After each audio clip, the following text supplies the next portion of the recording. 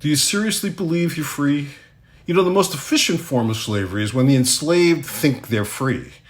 That's us. We're all slaves. We are all slaves in so many ways. And many forms of modern slavery are no different than historical slavery.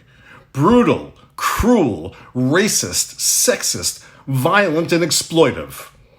But slavery now comes in so many forms, we don't even realize it.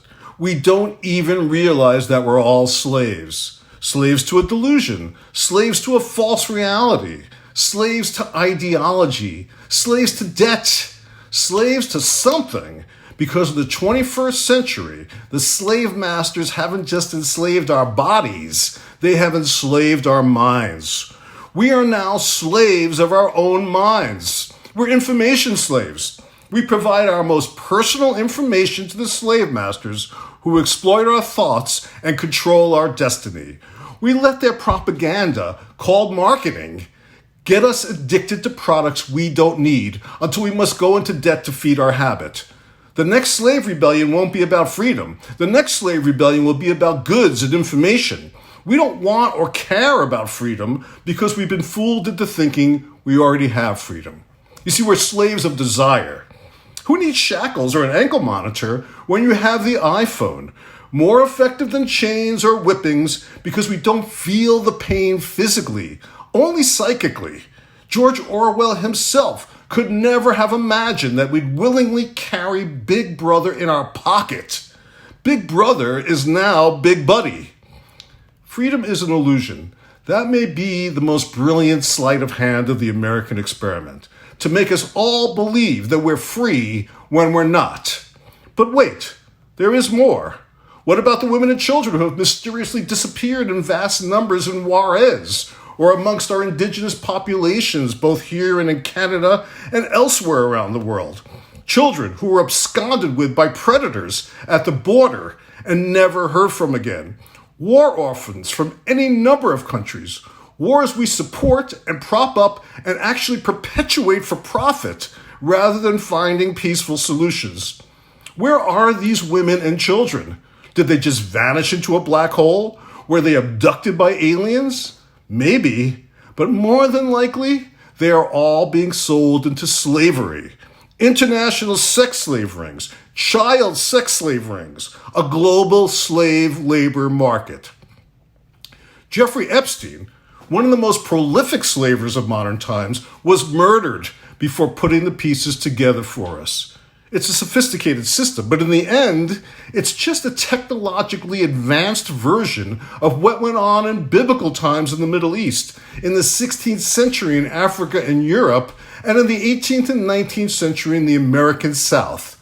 Power, control, subjugation, dominance. And is, as it's always been, not just above the law, but part of the very fabric of the system itself.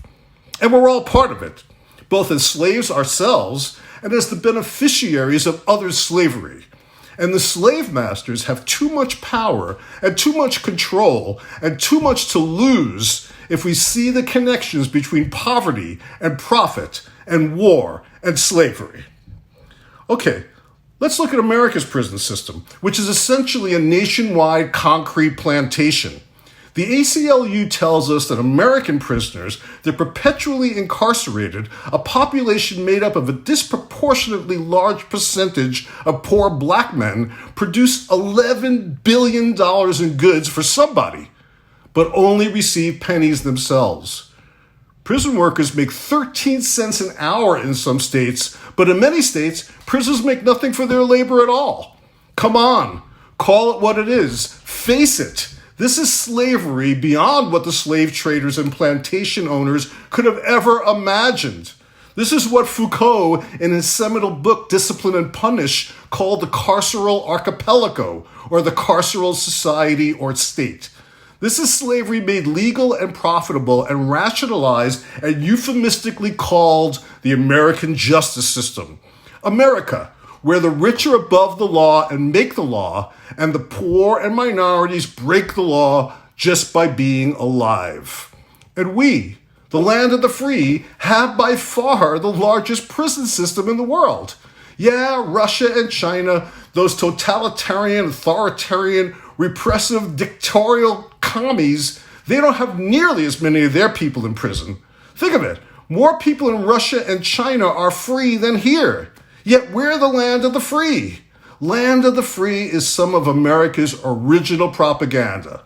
Because as always, the media, in whatever form it took, or whatever technology it adopted, has always been a crucial component of this system.